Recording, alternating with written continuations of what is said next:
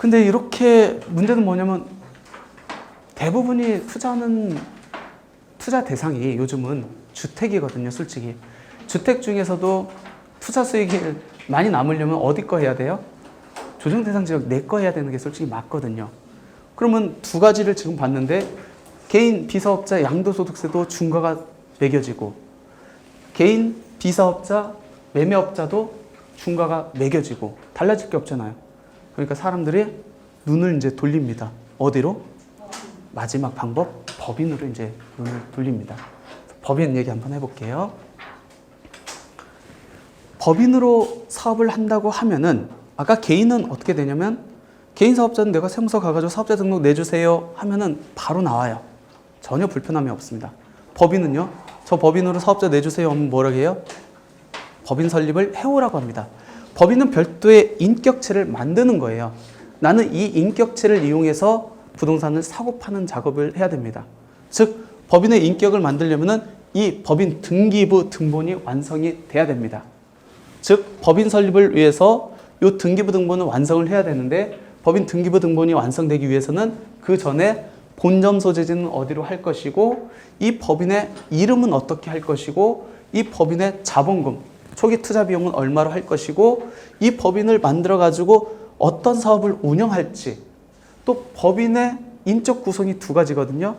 법인을 만드는 사람, 즉 법인의 주인, 이 사람들 뭐라고 하죠? 주주라고 하고, 이 법인을 만들었습니다. 만들면 이 법인을 갖고 운영을 해야 되잖아. 그런 사람 뭐라고 하죠? 임직원이라고 하죠. 임직원들은 어떻게 할 건지가 세팅이 된 다음에 그리고 법인 설립 등기를 합니다. 설립 등기를 함으로써 법인격을 부여받게 되고, 그리고 사업을 하기 위해서 이 등기한 자료를 갖고 관할 세무서에 가가지고 사업자 등록을 합니다. 그러면 이렇게 법인 사업자가 나와요. 그 이후에 이제 부동산을 사고 파는 겁니다. 그럼 먼저 제가 이제 설명할 거는 여기 설립하는 과정에서 그래도 조금 주의해야 될 거 먼저 설명하고 이제 법인세에 대해서 이제 한번 얘기를 해볼게요. 먼저 법인을 설립한다라고 했었을 때 몇 가지 이제 주의해야 될 거, 상호를 먼저 결정을 해야 됩니다. 이름을 줘줘야 돼요. 근데 그 상호할 때 같은 관할 등기소에 동일한 상호를 쓰면은 내가 그 상호를 못 써요.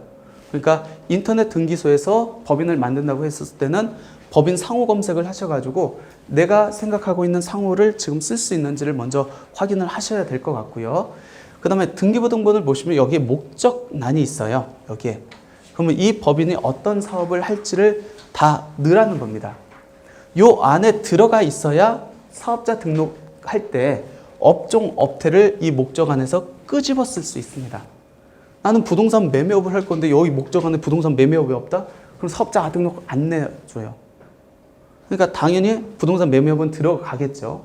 근데 나는 이 부동산 매매업을 갖고 나중에 꼭 매매업만 하는 게 아니고 건설업도 하고 싶어 라고 하면은 처음부터 여기에 넣어놓으면은 나중에 이 사업자 등록을 정정할 때 훨씬 좋잖아요. 여기에 들어가 있어야 끄집어 쓸 수 있으니까. 근데 여기에 건설업이 안 들어갔다라고 하면은 난 나중에 추가시켜야 돼요. 물론 추가시킨 다음에 사업자 등록증에 업종 업태를 바꿔도 상관없습니다. 근데 얘를 정정하려면 또 돈이 들죠. 그래서 처음에 세팅할 때 내가 하고 싶은 사업을 다 넣으면 더 좋다라는 말씀을 드리고, 그 다음에 이제 제일 중요한 게 법인은 본점 소재지예요. 본점 소재지. 본점 소재를 어디로 하느냐에 따라서 세금이 많은 것들이 결정됩니다. 어떤 세금이 결정되냐면 첫 번째가 등록면허세예요. 우리가 법인을 이제 설립을 할 때 등록면허세를 내야 되는데 자본금의 0.4%를 등록면허세로 내거든요. 근데 이 법인 본점 소재지가 대도시 밖에, 이거 바뀌었네요. 대도시 내의 소재, 이거 여기가 바뀌고 얘가 냅니다. 그거 바꿔주세요. 대도시 밖에 소재하면 자본금 곱하기 0.4%만 하면 되는데 대도시 내에 소재했을 때는 3배 더 내야 됩니다. 예를 들어서 자본금을 1,000만 원짜리를 만듭니다. 그러면은 법인 설립할 때 일반적인 경우, 즉 대도시 밖에 설립하면은 11만 2,500원만 내면 되는데 이게 대도시 안에 소재했다? 그러면 3배를 더 내야 돼요. 괜히 더 낼 필요 없잖아요. 그러니까 본점 소재를 대도시 밖에 하는 게 훨씬 더 유리하겠죠. 첫 번째 이제 등록면허세가 문제가 되고, 두 번째는 뭐냐면 법인을 다 설립을 했습니다. 이제 부동산을 삽니다. 부동산을 취득했을 때 어떤 세금 낸다겠죠? 취득세. 취득세 몇 프로겠죠? 주택을 기준으로 했을 때는 1%에서 3%. 맞죠? 근데 이 취득세가 본점 소재지도 대도시 안에 있고 내가 취득하는 물건도 대도시 안에 있으면은 중과를 적용받아요. 몇 프로가 중과되느냐? 4%가 플러스 됩니다. 상당히 큰 거예요. 상당히. 4%가 플러스가 됩니다. 저희 업체 중에서 제가 용인 수지에 있습니다. 용인 수지가 대도시 밖에 있어요. 근데 그 옆에 수원시가 있거든요. 수원시는 대도시 안에 있습니다. 그러면 상가를 40억짜리 사려고 샀습니다. 근데 만약 본점 소재를 수원에 놨다고 했을 때 어떻게 될까요? 40억이면 일반적인 취득세율이 상가기 때문에 아까 4.6%잖아요. 거기다 중과세율이 적용받으면 거의 2배를 냅니다. 그럼 40억이라고 하면은 그냥 4%만 잡았을 때 얼마죠? 1억 6천이에요. 근데 2배니까 3억 2천을 내야 되는 겁니다. 그 방법이 뭘까요? 본점을 용인에다 둡니다. 그리고 그 법인이 그 부동산을 사면은 취득세가 어떻게 되죠?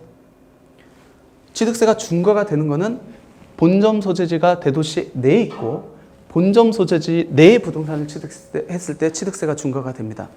근데 용인에다 두고 수원 걸 산다고 해봅시다.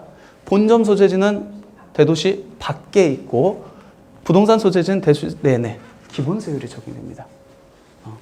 그래서 이제 용인에다 본점 소재를 두고 그 부동산을 샀습니다. 그렇다 보니까 이런 이유로 인해 가지고 사람들이 본점 소재지를 다 대도시 밖에 내려고 안간힘을 쓰고 있고, 그렇다 보니까 저희 용인이라든지 인근의 김포라든지 그런데 소호사무실이 요즘 대박이 나고 있습니다. 그래서 사람들이 소호사무실을 일부러 그런 쪽에 드는 이유가 여기에 있습니다. 왜요? 취득세 2배 이상 더 내야 되는데 당연히 그렇게 해야 되지 않겠습니까? 그러면 대도시가 뭡니까? 그리고 어떤 데서 강의 들으면 이 대도시란 말을 안 쓰고 수도권 과밀억제권역 그 말 쓰는데 과연 어떤 게 차이가 납니까? 수도권 과밀억제권역은 여기를 수도권 과밀억제권역이라고 해요. 예를 들어서 지금 서울이죠? 서울의 전 지역이 수도권 과밀억제권역입니다. 그럼 여기 가산 디지털 단지, 여기도 수도권 과밀억제권역이겠네요. 맞죠? 여기에 본점 소지를 둔다고 했었을 때, 그리고 부동산은 이제 산다고 했었을 때 취득세 중과가 될까요, 안 될까요? 수도권 과밀억제권역만 갖고는 수도권 과밀억제권역 밖하고 대도시의 의미하고는 뭐냐면 수도권 과밀억제권역에서 산업단지를 뺀 지역이 대도시입니다. 그러니까 대도시하고 수도권 과밀억제권역을 봤었을 때 어떤 게 더 범위가 크냐면 수도권 과밀억제권역이 더 범위가 커요. 그러니까 엄밀히 말하면은 수도권 과밀억제권역이라는 말을 안 쓰는 게 맞죠. 대도시가 더 작으니까. 왜 그러면 서울 같은 경우에는 전 지역이 들어가는데 우리 가산 디지털 단지는 산업단지로 딱 지정돼 있어요. 그러면 여기 본점 소지를 두면은 중과는 안 되거든요. 그러니까 대도시의 의미는 수도권 과밀억제권역에서 산업단지를 제외한 지역을 의미를 한다. 그래서 지방세법상 아니면 지방세 특례제한법상에 보면은 수도권 과밀억제권역이라는 말을 안 쓰고 대도시라는 말을 쓰고 있고, 정확하게는 대도시가 맞다라고 보시면 될 것 같습니다. 아까 제가 소호사무실 얘기를 했죠. 이제 소호사무실 얘기 좀 한번 해보겠습니다. 사람들이 본점 소재지를 대도시 내에 두고 대도시 내 부동산을 취득하면 취득세가 중과가 됩니다. 근데 조정 대상 지역에 있는 주택은 거의 대도시 내에 있어요. 대부분. 예를 들어서 쉽게 서울이라고 합시다. 서울에 본점 소재를 두고 서울에 있는 주택을 취득한다. 취득세가 중과가 돼요. 이 중과를 적용 안 받기 위해서 예를 들어서 용인에 본점 소재를 두고 서울에 있는 부동산 주택을 삽니다. 취득세 중과 안 되거든요. 그렇다 보니까 사람들이 본인은 서울에 있으면서 근데 본인의 사업장이라든지 아니면 집으로 주소를 두면은 서울에서 서울 걸 사니까 취득세가 중과가 되기 때문에 그래서 다시 본점 소재를 그 대도시 밖으로 이렇게 하고 있는데 사업장을 임차하는데 돈이 많이 들잖아요. 그러니까 공유 오피스로 해가지고 적게 드는 소사무실을 많이 찾고 있습니다. 그렇다 보니까 아까 말씀드렸듯이 용인이라든지 김포, 서울의 인근 지역의 소사무실이 지금 대박이 나고 있고, 근데 그 소사무실이 두 가지 타입이 있어요. 첫 번째가 이제 상주, 두 번째가 비상주. 여기도 아까 보다 보니까 보신 분 있을지 모르겠던데 소사무실이 있더라고요. 비상주 뭐 이렇게 써 있더라고요. 비상주 임대라고 써 있더라고요.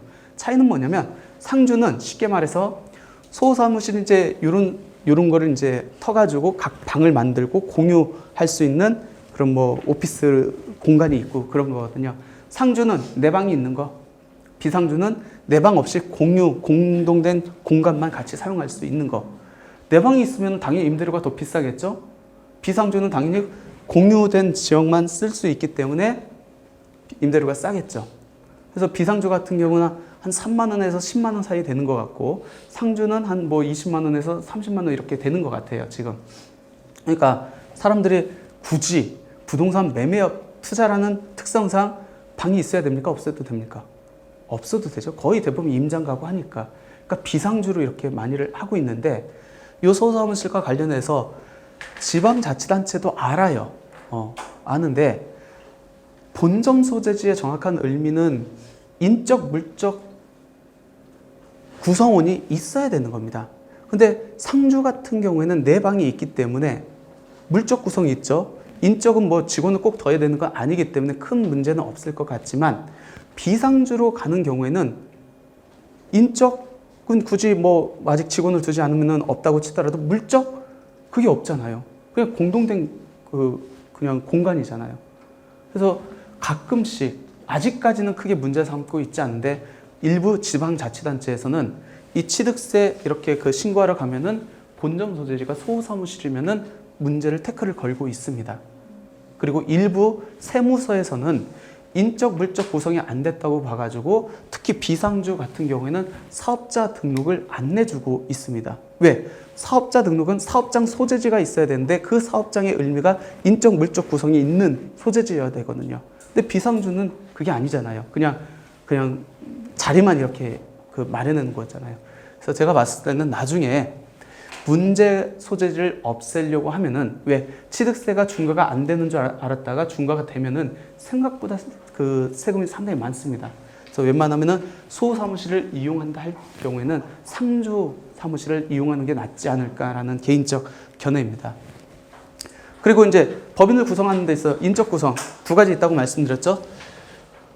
주주하고 이제 임직원입니다. 주주는 회사의 주인. 이 사람들은 돈을 투자하죠. 맨 처음에 그 투자된 돈이 자본금이라는 명목이고, 돈을 투자한 대가로 뭘 받죠? 배당금을 받습니다. 그럼 배당금을 받으면은 배당소득세를 또 세금을 내야 되겠죠. 당연히 회사의 주인이기 때문에 의결권 있고, 그 다음에 임직원 같은 경우는 노동력을 제공하죠. 그 반대급부로 급여를 받고, 그 다음에 얘는 임직원이기 때문에 회사의 의결권은 없고. 근데 우리나라 같은 경우는 거의 대부분의 중소기업이 주주이면서 임직원을 중복해서 갖고 있죠. 따라서 급여도 받을 수 있고, 그 다음에 나중에 세금을 낸 나머지 이익금을 갖고 배당도 받을 수 있습니다. 최근에 1인 주주 많이, 1인법인 많이 들어봤을 겁니다. 1인법인의 의미가 뭐죠? 1인법인. 주주가 한 명이라는 거죠. 장점, 뭐가 있습니까? 주인이 한 명이야. 내 마음대로 다 모든 의사결정을 좌지우지할 수 있어. 그런 면에서는 탁월하죠. 단점. 책임도 물론 다져야죠. 단점. 어차피 법인에서 돈을 벌었습니다. 가져올 수 있는 명목이 뭐가 있다고요?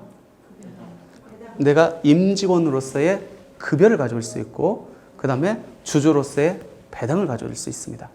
근데 주주가 한 명이면 배당을 누가 받아요? 혼자 받아요. 배당을 가져올 때 세금을 내야 되죠? 돈 벌었으니까 무슨 세금? 배당소득세로 냅니다. 배당소득세가 어떻게 과세가 되죠, 지금? 금융소득의 일종이에요, 배당소득은. 2천만 원까지는 다른 소득과 합산하지 않습니다. 2천만 원이 넘으면은 넘는 부분에서는 합산돼요. 그럼 내가 35% 연봉이 예를 들어서 한 1억이 넘습니다. 연봉이 1억이 넘으면 근로소득세에서 35% 세율을 적용받아요. 거기서 이미 35% 세율을 적용받고 있는데 회사에서 1억 원을 배당한다고 해봅시다. 내가 주주 혼자기 때문에.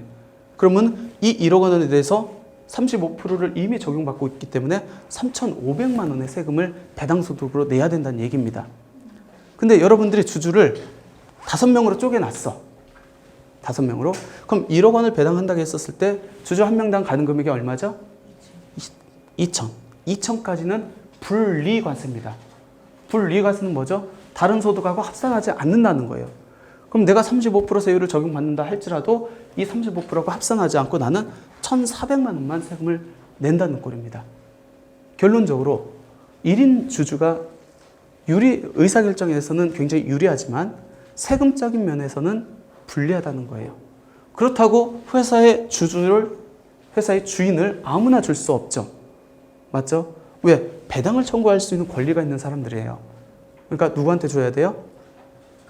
나하고 특수관계자 있는 사람들. 그리고 내가 컨트롤할 수 있는 사람들한테만 줘야겠죠. 제3자한테 주면은 그건 나중에 그 주식을 회수하기가 굉장히 어려워질 수 있습니다. 주식은 아무나 주는 거 아니에요. 절대로. 나하고 실제 투자한 사람들이 있다 하면 그 주식 비율대로 하면 되는 거고, 내가 컨트롤할 수 있는 가족들을 위해서 하면은 특히 자녀들을 주주로 넣어가지고 나중에 이익금이 많아가지고 차등 배당을 통해가지고 자녀에게 부를 이전시키고 싶다라고 하는 데서는 이 법인 매매업을 운영하면서 할 수 있는 절세 플랜이 상당히 많습니다. 예, 그런 면에서는 부동산 매매업이 그 각광받고 있는 이유 중에 또 이유 중에 하나고요. 부동산은 이제 인적 구성까지 이제 다 맞췄다라고 하면 이제 설립 등기를 이렇게 해야 되는데, 설립 등기할 때 대부분 그 사람들이 법무사님들한테 이렇게 의뢰를 많이 합니다. 물론 그렇게 하셔도 돼요. 시간이 없으신 분들은, 오히려 시간이 돈 있으신 분들은 그렇게 해야겠죠. 근데 조금 시간이 여유롭고 하신 분들은 본인이 한번 셀프 등기를 해보세요. 어렵지 않습니다. 이 셀프 등기를 하게 되면은 본인들이 나중에 부동산을 취득했다, 낙찰받았다, 아니면은 뭐 매매로 취득했다, 그 부동산 등기까지 충분히 할 수 있거든요. 근데 요즘은 굉장히 잘 돼 있어요. 특히 법인 같은 경우는 이 온라인 법인 설립 시스템이 구축돼 있어가지고 이쪽을 통해서 하면은, 예전에는 하나하나 기관을 다 방문해서 이걸 받아가지고 등기소 가고 했는데 그냥 한 자리에 앉아가지고 바로 다 설립 등기까지 이뤄낼 수 있습니다. 보통 이제 법무사님들한테 한 30에서 50만 원 정도 이렇게 드는 것 같아요. 근데 그 비용도 세이브 시킬 수 있고, 궁극적인 거는 제가 왜 해보라고 하냐면, 그래야 어떻게 돌아가는지를 알아요. 배울 수 있는 게 많기 때문에 혹 시간 되시는 분들은 여기 이제 사이트 들어가셔가지고 한번 해보시는 것도 좋을 것 같습니다. 그럼 이렇게 이제 법인을 설립을 했습니다. 설립을 해가지고 그 설립 등기를 준비해가지고 관할 세무서에 사업자 등록을 이렇게 했습니다. 그러면 이제 본격적으로 이제 사업을 시작을 해야겠죠. 법인에서 부동산을 취득을 합니다. 보유를 하다가 이제 매각을 합니다. 그랬을 때 내야 될 세금이 어떤 거였는지 한번 볼게요. 먼저 법인을 운영하면서 내는 세금은 크게 세 가지입니다. 첫 번째가 용어가 조금 어려울 수 있는데 각사업연도 법인세라는 거하고, 두 번째가 토지 등 양도소득에 대한 법인세, 세 번째가 청산소득에 대한 법인세입니다.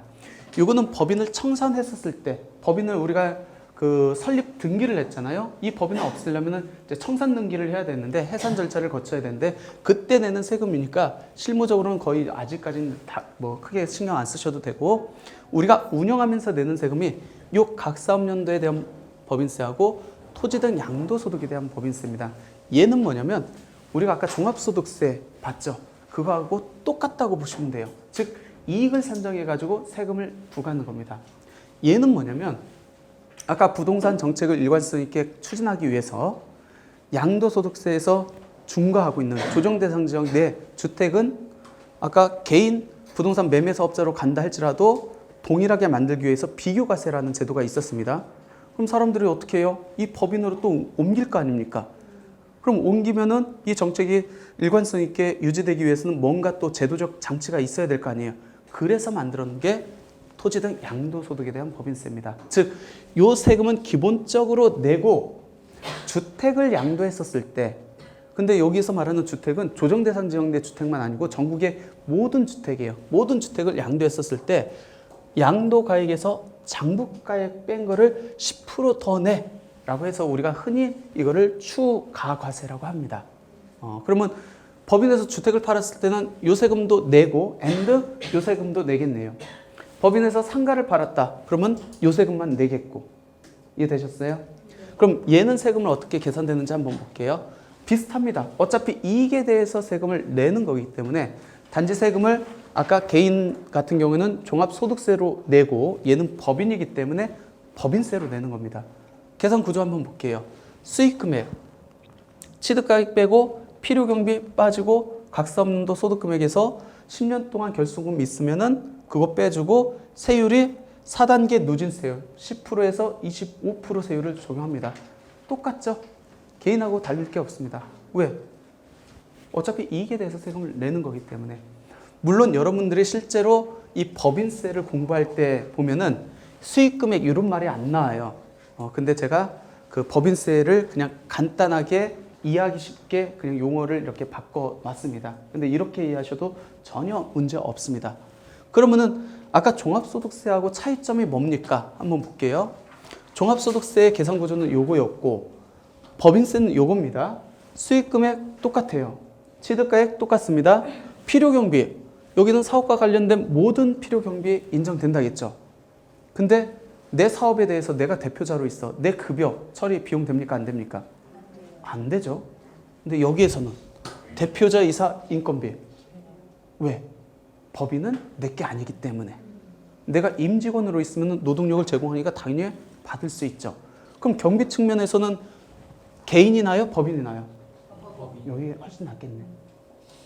급여를 통해 가지고 이익을 조정할 수 있겠네. 내려왔습니다. 똑같고 이월결손금 똑같습니다.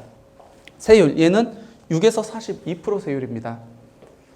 1억 정도 된다고 했었을 때 몇 프로 세율이죠? 35% 세율을 적용받습니다. 얘는 2억까지가 10%예요. 굉장히 획기적이죠. 굉장히 싸죠. 물론 그런 생각을 할 수 있죠. 물론 2억까지 10%인데 거기서 남은 금액을 내가 가져올 때 또 급여로 가져오면은 근로소득세를 내고 배당으로 가져오면은 배당소득세도 내고 물론 얘는 법인이 내고 요건 내 개인이 내기 때문에 좀 그럴 수 있지만 어차피 내가 돈 넣고 한 거니까 같은 바운더리라고 하면은 그 세금이 그 세금 아니냐라고 할 수는 있는데 그래도 얘가 더 싸게 먹힙니다. 워낙 소득세가 세기 때문에. 그러니까 비슷비슷해요. 실제 사례를 갖고 한번 볼까요? 아까 똑같은 사례입니다. 소득세 한번 볼까요? 수익금액 5억, 취득가액 3억, 필요경비 모든 경비가 다 들어가네요. 왜? 사업자의 신분으로 하는 거기 때문에 6천만 원, 1억 4천에 대해서 일반 세율을 적용합니다. 35%에서 누진공제액 빼면은 3,400만 원이 나옵니다. 법인으로 가보겠습니다. 수익금액 5억, 취득가액 3억, 필요경비 6천만 원 그대로 오죠? 근데 대표이사 인건비가 2천만 원 측정됐대요. 그럼 그 대표이사 인건비도 법인이기 때문에 경비로 들어갈 수 있다는 거잖아요. 그러니까 8천만 원. 맞죠? 그리고 1억 2천이 남습니다. 1억 2천인데 2억까지가 10% 세율 구간이래요. 두 개를 비교해 보면은 뭐가 훨씬 나요? 법인이 훨씬 낫죠. 그래서 최근에 부동산 매매 법인이 급격하게 신설됐습니다. 아까 말씀드렸듯이 토지 등 양도 차익에 대한 법인세도 내야 됩니다. 왜? 법인이 주택을 팔았을 때 내는 이유는 똑같아요. 양도에서 중과하고 있는데 그거를 다른 투자 유형으로 빠져나가기를 방지하기 위해서 법인세에서는 주택을 팔았을 때 요 각사업년도에 대한 법인세 외에 이 양도소득세에 대한 법인세도 내라는 겁니다. 그럼 얘는 이익에서 모든 경비를 빼고 세율을 곱했는데 얘는 그럼 어떻게 됩니까? 얘도 비슷한데 달라요. 얘는 양도가액, 이건 똑같죠? 에서 장부가액을 빼래요. 장부가액이 뭡니까? 장부가액은 취득가액에서 우리 양도세처럼 자본적 지출만 합한 게 장부가액이에요. 그럼 뭐예요? 일반적인 필요경비 들어간다는 거예요? 안 들어간다는 거예요? 안 들어간다는 얘기겠죠. 오히려 얘보다 얘가 세금이 더 셀 수 있겠네. 왜? 얘는 이 장부가액에서 취득가액하고 자본적 지출만 빼는데 여기에서는 이익에 대한 세금이니까 뭐 대표자 인건비도 빠르고 모든 비용이 빠지니까. 아무튼 얘는 그렇게 세금을 해가지고 10% 세율을 내라고 합니다. 그러면 법인이 이 주택을 팔았습니다. 아까 각 사업연도에 대한 법인세는 구해봤고 토지 등 양도소득에 대한 법인세를 한번 구해보자는 거예요. 그러면 양도가액 5억에서 장부가액을 빼야 되는데 장부가액의 의미는 취득가액에서 자본적 지출만 포함된 거예요. 이게 장부가액입니다. 그러면 3억 3천이 빠지겠죠? 여기에 대해서 10%를 곱합니다. 1,700. 아까 기억날지 모르겠는데 각 사업연도 소득에 대한 법인세가 얼마 나왔죠? 1,200. 오히려 그거보다 얘가 더 세죠. 그럴 수는 있어요. 얘는 추가과세. 즉 아까 조정대상 지역 내 개인으로서의 조정대상 지역 내 그 정책을 일관성 있게 유지시키기 위해서 정책적으로 만든 세금이다라고 이렇게 보시면 될 것 같습니다. 궁극적으로 법인이 주택을 양도했다라고 하면은 두 가지 세금을 내야 된다. 첫 번째, 각 사업연도에 대한 법인세, 모든 경비를 반영한 순수한 이익에 대해서 세금을 내는 거하고, 두 번째, 장부가액만을 차감한 이익에서 10% 곱한 내는 세금하고, 그럼 두 가지 세금 2,900만 원입니다. 이 세금을 내야겠네요. 그러면 투자 수익 계산 한번 해볼까요? 법인으로서 부동산을 사가지고 팝니다. 투자 수익 어떻게 되는지 한번 보도록 하겠습니다. 5억에 팝니다. 취득가액 3억입니다. 필요경비, 대표자 인건비까지 해서 8천이 들어갑니다. 소득금액 1억 2천이죠. 여기에 대해서 2억 미만이니까 10%에서 일단은 각 사업연도에 대한 법인세 1,200만 원 빠지고, 주택이기 때문에 토지 등 양도소득에 대한 법인세를 내야겠죠. 5억에서 이번엔 장부가액만 빠지니까 3억 3천 빠지고 여기에 대해서 10%입니다. 그러면은 두 개 해가지고 2억 9천이 나오겠네요. 근데 법인세도 사업자의 입장이니까 뭘 봐야 돼요? 항상 국민주택 규모 초과하는지 안 하는지를 봐야 될 거 아니에요. 지금 이 주택은 국민주택 규모 이하라고 했습니다. 그럼 부가세는 개헌될 여지가 없고, 이 금액이 얘도 소득에 대한 세금이기 때문에 10%를 지방소득세로 내야겠네요. 그러면은 총 3,190만 원을 내야 됩니다. 그러면 세전 이익은 아까 1억 4천이었어요. 1억 4천 중에서 세금으로 3,190만 원을 내니까 나한테 떨어지는 금액이 1억 800입니다. 나한테 떨어지는 건 아니죠, 솔직히. 법인한테 떨어지는 금액이 1억 800입니다. 비율로 봤었을 때는 23% 대 77%입니다. 뭐 이 정도는 괜찮겠죠. 근데 이 주택이 국민주택 규모를 초과한다라고 가정을 해볼게요. 그러면 똑같이 1,200 각 사업연도 소득에 대한 법인세, 그 다음에 토지 등 양도소득에 대한 법인세 1,700. 요거에다가 이제 뭐가 개헌되죠? 부가가치세. 아까 얼마였죠? 2천만 원. 그럼 내 세후 수익이 줄어들겠죠, 당연히. 1억 4천을 기준으로 했을 때 5,190만 원을 세금으로 내고 나머지가 이제 나한테 가져옵니다. 아까 부가세가 과세 안 되는 주택하고 비교했었을 때 내 세후 이익이 77%였는데 여기는 63%. 그러니까 부가세를 내게 되면은 내 수익 자체가 줄어들 수밖에 없어요. 그래서 사업자의 신분으로서는 부가세 과세 대상 물건, 즉 주택 같은 경우는 국민주택 규모를 초과하는 주택은 웬만하면은 안 하는 게 낫다라고 말씀을 드리는 겁니다. 그러면 이제 정리를 한번 해볼게요. 부동산 매매를 법인 사업자로 냈었을 때 투자 수익을 분석을 해보겠습니다. 국민주택 규모 이하였으면은 아까 100을 기준으로 했었을 때 나한테 77%가 나오는데, 이게 이제 부가세가 개헌된다, 즉 국민주택 규모를 초과한다라고 했었을 때는 투자 수익 자체가 많이 줄어든다라는 거고, 그러면 이 부동산 매매 법인을 했었을 때 어떤 장단점이 있느냐? 가장 큰 장점은 비용이 가장 포괄적이에요. 즉 대표자 인건비까지 경비로 들어가기 때문에 때에 따라서는 내가 대표자 인건비를 높여가지고 법인에 대한 이익을 조절할 수 있는 장점도 있고요. 낮은 법인세율이에요. 이익이 2억까지가 10%입니다. 개인에서 이익이 2억이면은 몇 프로 세율 적용받는지 아세요? 38%예요. 그거에 비했을 때는 굉장히 낮죠. 또 이것도 사업자의 신분이기 때문에 10년간 2월 결손금을 그대로 끌어올 수 있다. 양도소득세하고의 차이점이라고 보시면 될 것 같습니다. 근데 단점, 모든 주택에 대해서 추가과세가 적용됩니다. 설령 조정대상지역 밖에 있는 주택이라 할지라도 추가과세를 적용한다는 거하고, 국민주택 규모 초과주택은 사업자의 신분이기 때문에 부가가치세가 과세가 된다. 근데 법인을 하려고 하는 법인을 하지 못하는 가장 두려워하는 이유 자체가 하나가 이제 요거죠. 법인 자금을 내 마음대로 못 쓴다. 개인 사업자 같은 경우는 돈 남으면 내가 끌고 와도 전혀 문제 없어요. 법인은 내 마음대로 못 하죠. 나는 어떤 명목으로 끄집어 올 수 있다? 첫 번째가 급여, 두 번째가 배당. 아니면 내가 돈을 빌려주고 그대로 회수하든지. 왜 그러면 자본금 자체를 많이 할 필요가 없잖아요.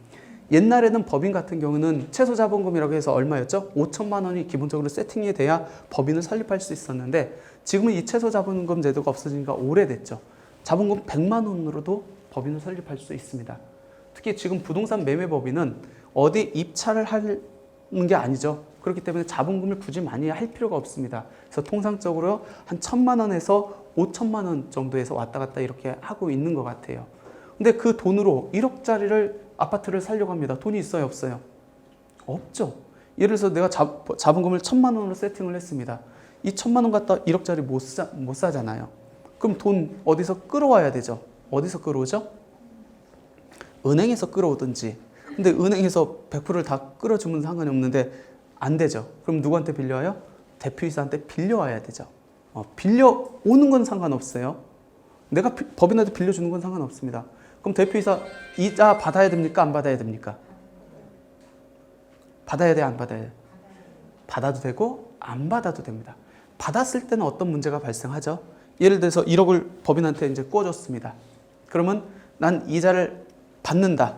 예를 들어서 10%씩 이렇게 받는다. 그러면 어떻게 되죠? 나는 이익이 생겼잖아요. 그럼 세금 내야죠. 무슨 소득으로? 이자 소득으로 내야 됩니다. 그리고 법인에서는 돈 줄 때 저 사람이 이자 소득 안 낼 수 있으니까 원천징수를 하는 걸 합니다. 몇 프로 하죠? 25%를 해요. 근데 그렇게 이자 소득 내면서 내가 굳이 거기한테 이자를 꼭 받아야 되는 건 아니잖아요. 그래서 실무적으로는 많이 이자를 안 주고 받아요. 원천징수해야 되는 번거로움도 있고, 굳이 이자 소득 받아가지고 내가 다른 소득까지 있는데 합산해야 되면은 더 많은 세금을 내야 되기 때문에 대표자가 빌려준 돈은 이게 이제 가수금이라고 하거든요. 그건 그대로 뒀다가 나중에 이익 생기면은 그대로 이제 원금으로 가져온다. 근데 거꾸로 법인에 돈이 있어요. 개인이 이 돈 좀 빌려오고 싶어. 대표이사가 빌려올 수 있습니까? 없습니까? 당연히 있죠. 있는데 이때는 어떻게 해야 되죠? 항상 이자를 무조건 받아야 돼요. 이자를 받고 거기에 대해서 신고를 해야 됩니다. 그러니까 빌려주는 건 전혀 상관이 없는데 법인의 돈을 가져가는 거는 제약이 많아요. 그러니까 좀 엄연히 개인하고 법인은 구별된다. 그래서 법인 자금을 개인적으로 사용하지 못하고 나는 명목이 이씨 가져야 되는데 근로소득이나 배당소득으로 인출을 해야 되고, 그때 근로는 근로소득세를 내고 배당은 배당소득세를 내야 된다라는 겁니다. 그럼 어떤 분들이 이 부동산 매매 사업자를 내가지고 부동산을 투자하는데 적합합니까? 건강보험료가 지역가입자로 과다하게 납부하는 경우, 이건 뭐냐면 우리가 건강보험료 대상자를 굳이 구분을 해보면 직장가입자, 그 다음에 지역가입자로 이렇게 되어 있습니다. 내가 직장에 소속돼 있으면은 내 급여를 갖고 건강보험료가 부과가 되는데, 내가 직장에 소속되지 않으면은 나는 소득이 있으면 지역가입자로 분류가 돼요. 그렇게 지역가입자로 분류가 되면은 나는 건강보험료를 어떤 걸 근거로 해서 내냐면, 첫 번째가 소득이고, 두 번째가 재산이고, 세 번째가 자동차입니다. 소득이라는 것은 예를 들어서 임대소득이라든지 그런 소득이고, 재산은 내가 갖는 부동산. 그러니까 부동산까지 포함해서 건강보험료를 측정하기 때문에 보통 직장 가입자로 내는 것보다 지역 가입자로 내는 게 부담이 훨씬 더 커요. 그러니까 이런 사람들이 직장으로 들어갑니다. 법인을 세워서. 딱 급여로 대표이사로 직원으로 등재할 수 있잖아요. 그러면 그동안 지역 가입자로 냈던 분들이 어떻게 되죠? 신분이 직장 가입자로 변합니다. 그러면 지역 가입자에서 냈던 건강보험료보다 직장 가입자에서 월급 한 100만 원으로 측정하면은 훨씬 적어지죠. 그렇게 많이 숨었습니다. 많이 악용을 했어요. 그러다 보니까 이제 건강보험법을 이제 개정을 했죠. 그래서 오케이, 지역가입자랑 직장가입자랑 양쪽 다 걸려있는 사람은 직장가입자가 우선이야. 그래, 근로소득에 대해서 먼저 부과를 해. 근데 여기에서 소득금액이 일정 금액 이상이면은 직장가입자에서 근로소득에서 건강보험 냈다 할지라도 추가적으로 과세할래? 라고 지금 이제 운영하고 있습니다. 그럼 일정 금액이 얼마죠 지금? 3,400만 원의 소득금액이 발생하면은 직장에서 냈다 할지라도 별도 추가 보수월액에 대해서 건강보험료를 납부하고 있다. 그래서 3,400만 원이 안 넘으면은 차라리 지역가입자로 많이 내는 분들은 법인으로 해서 들어가는 것도 하나의 방법일 수 있다라는 거고, 많은 필요 경비가 발생하는 사람들, 양도에서는 한정됐잖아요. 근데 여기서는 사업과 관련된 모든 경비가 다 들어가니까. 그리고 중과대상 주택을 양도, 이것 때문에 그렇죠. 중과대상 주택은 개인으로 가면은 첫 번째 양도소득세로 가면 중과가 적용받습니다. 보유기간 장기보유 특별공제 안 되고 세율이 10%에서 20%가 가산됩니다. 그래서 사람들이 이제 개인사업자를 냅니다. 개인사업자를 냈더니 비교과세라는 제도가 있어가지고 실익이 없어져요. 그러니까 마지막 방법은 법인으로 들어갑니다. 법인으로 가면 아까 추가과세 있지 않습니까? 근데 두 개 합해봤자 20% 내는 거예요. 개인으로 내는 것보다는 세부담이 상당히 줄어듭니다. 그래서 많은 사람들이 법인을 설립을 했고 법인으로 주택을 많이 취득을 한 상태입니다. 그렇다 보니까 이제 정부에서 이거 아닌데 하고 이제 조사를 한다고 이제 보도 자료가 나오고 있고, 그다음에 단기 양도도 메리트가 있죠. 왜? 개인은 양도 비사업자 같은 경우는 50%잖아요. 그리고 법인 같은 경우는 어차피 10%니까 중과세율이 없으니까. 그다음에 나는 근로소득도 됐고 배당소득으로 또 돈을 유출하고 싶지 않습니다. 그냥 법인에 남겨가지고 그 법인으로 계속 부동산 투자를 할 거예요. 그래서 나는 나중에 주식 가치를 늘려가지고 그 주식을 뭐 자녀들한테 증여를 하든지 하겠습니다. 그런 계획이 있다고 하면은 유보금으로 지속적으로 투자하는 경우에도 법인이 메리트가 있죠.